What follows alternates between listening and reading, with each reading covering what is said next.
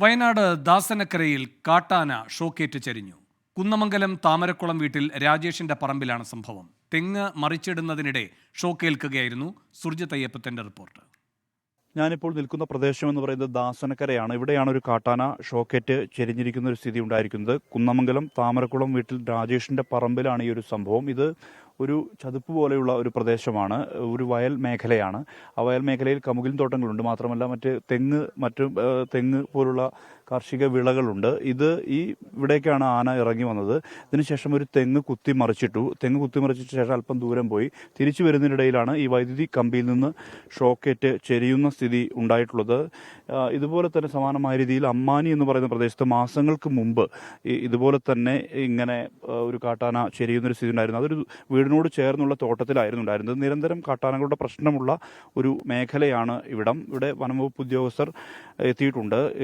Range officer, Pulpally range officer അബ്ദുസമദിന്റെ നേതൃത്വത്തിലുള്ള സംഘമാണ് ഇവിടെ പരിശോധന നടത്തിക്കൊണ്ടിരിക്കുന്നത്. പരിശോധന പൂർത്തിയായിട്ടുണ്ട്. പോസ്റ്റ്മോർട്ടം നടപടികൾ ഉൾപ്പെടെ ഇന്ന് തന്നെ നടത്തിയ ശേഷം ഇതിനെ സംസ്കരിക്കാനുള്ള നീക്കമാണ് ഇപ്പോൾ വനംവകുപ്പ് ഉദ്യോഗസ്ഥർ നടത്തിക്കൊണ്ടിരിക്കുന്നത്. ഇവിടെ പരിശോധന ഏതാണ്ട് പൂർത്തിയായിട്ടുണ്ട്. ഒരു കൊമ്പനാനയാണ് ഇപ്പോൾ ഈ വിധം ചെരിഞ്ഞിരിക്കുന്ന ഒരു സ്ഥിതി ഉണ്ടായിട്ടുള്ളത്. നേരത്തെയും ഇവിടെ നിരന്തരം കാട്ടാനകളുടെ പ്രശ്നമുള്ള ഒരു മേഖലയാണ്, നിരന്തരം കാട്ടാനകൾ ഇറങ്ങുന്ന മേഖലയാണ്.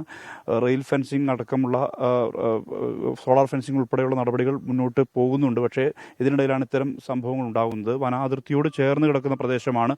അതുകൊണ്ട് തന്നെ നിരന്തരം കാട്ടാനകൾ മാത്രമല്ല മറ്റ് വന്യമൃഗങ്ങളുടെ ശല്യവും നാട്ടുകാർക്ക് നേരിടുന്ന ഒരു സ്ഥിതി ഇവിടെ ഉണ്ട് എന്നുള്ളത് നാട്ടുകാർ തന്നെ പറയുന്നുണ്ട്. ഇതിനിടയിലാണ് ഇത്തരത്തിൽ ഒരു സംഭവം ഉണ്ടായിരിക്കുന്നത്. ഒരു കൊമ്പനാനയാണ് ഇവിടെ ചെരിഞ്ഞ നിലയിൽ കാണുന്നത്. അത് ഏതാണ്ട് ഈ കുത്തിമറിച്ചിട്ട ശേഷം നേരെ വൈദ്യുതി കമ്പിയിലേക്ക് അത് വീഴുകയായിരുന്നു. അതിന് ശേഷം അത് അല്പദൂരം പോയി തിരിച്ച് വരുന്നതിനിടെയാണ് ഈ വെള്ളക്കെട്ട് പോലെയുള്ള ഭാഗമുണ്ട്. ആ വെള്ളക്കെട്ടിൽ നിന്നാണ് ഇപ്പോൾ ഷോക്കേറ്റ് ചെരിഞ്ഞ നിലയിൽ കാണുന്നത്. എന്തായാലും ഇതുമായി ബന്ധപ്പെട്ട ഇനി മറ്റ് നടപടികളിലേക്ക് കടക്കുകയാണ്.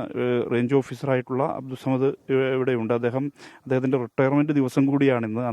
ആണ് ഇങ്ങനെ ഇത്തരം കോൺഫ്ലിക്റ്റുകൾ ഉണ്ടാകുന്ന ഘട്ടത്തിലെല്ലാം തന്നെ വളരെ സജീവമായി ഇടപെടുന്ന ഒരു ഉദ്യോഗസ്ഥനാണ്. അദ്ദേഹത്തിൻ്റെ റിട്ടയർമെൻറ്റ് ദിവസമാണിന്ന്. ഇന്ന് ആണ് ഇങ്ങനെ ഒരു സംഭവം കൂടി ഇവിടെ ഉണ്ടായിരിക്കുന്നത് എന്നുള്ളതാണ് ഏറ്റവും പ്രധാനപ്പെട്ട കാര്യം. മനു ദാമോദരനൊപ്പം സുർജിത് അയ്യപ്പത്ത്, 24 വയനാട്.